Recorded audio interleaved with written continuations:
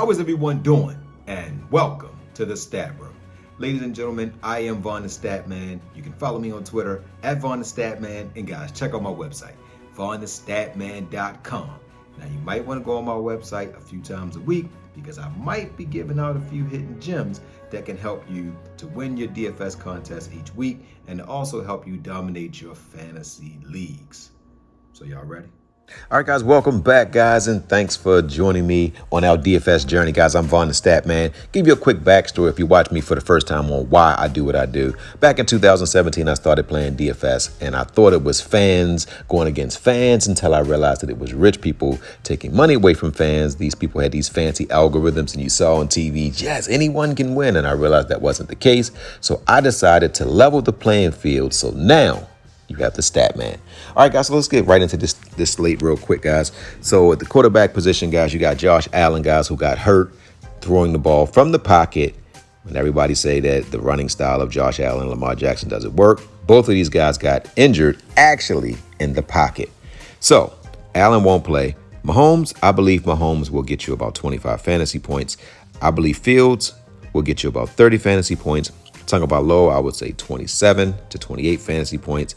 Murray, I would say Murray will get you about 24 fantasy points. I'm really high on Jones this week. I believe Jones can get you about 24 fantasy points as well because Houston's weakness is running. So Jones will use his legs more than he will use his arm this week. And he will throw a lot of screen passes to Barkley. And it's always a good thing to throw the ball to Barkley. Prescott, I would say about 15 fantasy points, because he's not going to have to throw as much because Green Bay can't stop the run, and that defense is going to put pressure on Aaron Rodgers. Now, Prescott might run for a touchdown. If he runs for a touchdown, I would say then he gets you 21 fantasy points. But if he doesn't run for a touchdown, I would say 15. Cousins is someone who I said in the beginning of the year I thought was one of the top 5 quarterbacks in the entire NFL, just from an accuracy standpoint, and he's still accurate. And I also said Minnesota will win that division. They're winning it easily, and I think Kirk Cousins in Minnesota is the better team in the NFC. I think they are the best. Yes, I think they're better than the Eagles because they've played tougher competition. And Kirk Cousins has been doing this for some time. And he has weapons upon weapons upon weapons.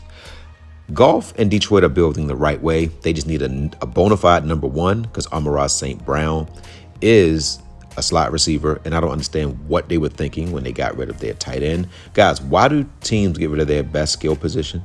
Like Dallas, you got rid of one of your top wide receivers. You don't get better getting rid of good guys. Tennessee got rid of their top wide receiver.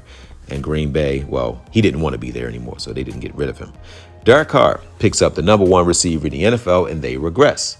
That means that more talent is not always a good thing.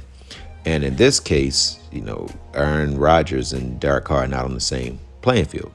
So it's not working. His team was in the playoffs last year. He should be a 22 fantasy point per game quarterback, but he's not. So don't like him. Don't like Brissett. Don't like Lawrence. I don't know what it is with Wilson. Maybe Pete Carroll knew something that we didn't, and that's why he's in Denver.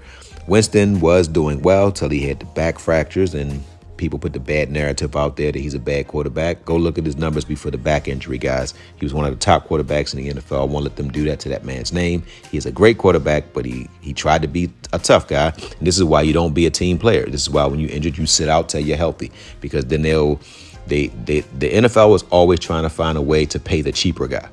That's what they do. That's the NFL's motto.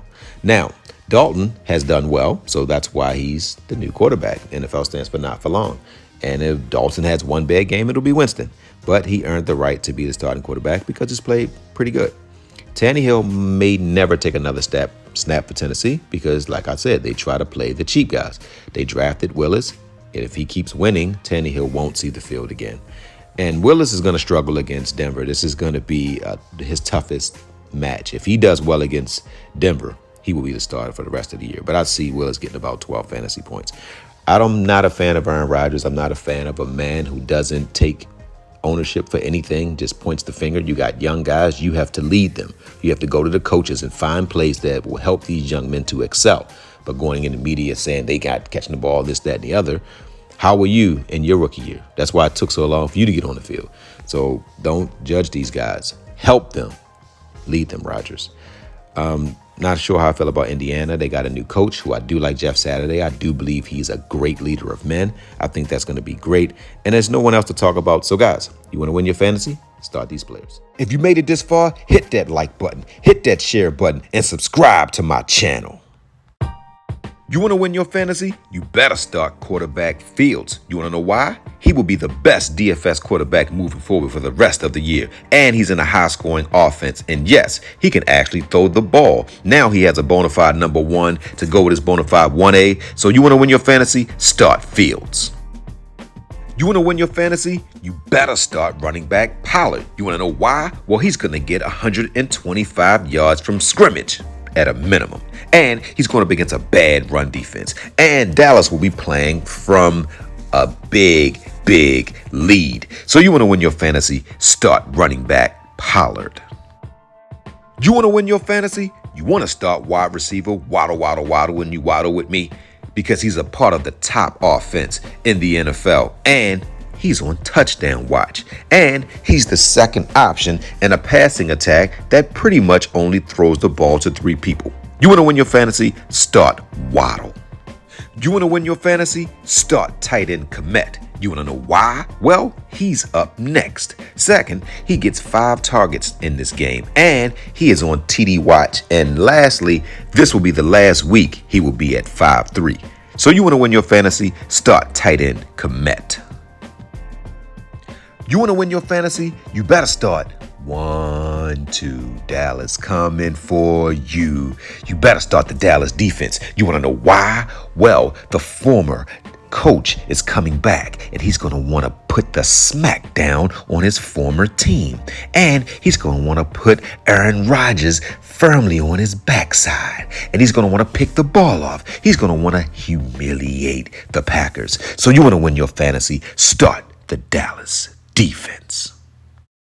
And my word for today is validation. Validation is recognition or affirmation that a person or their feelings or opinions are valid or worthwhile. Ladies and gentlemen, I never seek validation because when I do something, I stand on it and I believe in it for myself. I don't need anybody to validate me. I don't need anybody to approve of me. And that's the problem I see with a lot of the youth today is they go on social media and they want validation. They want people to like them. They want to prove that this is good or bad. Guys, if you believe in something, you stand for it and you don't care about any backlash or any opinions. So whatever you do, think about it. And when you say something, stand on it. Because at the end of the day, you should never need or seek validation.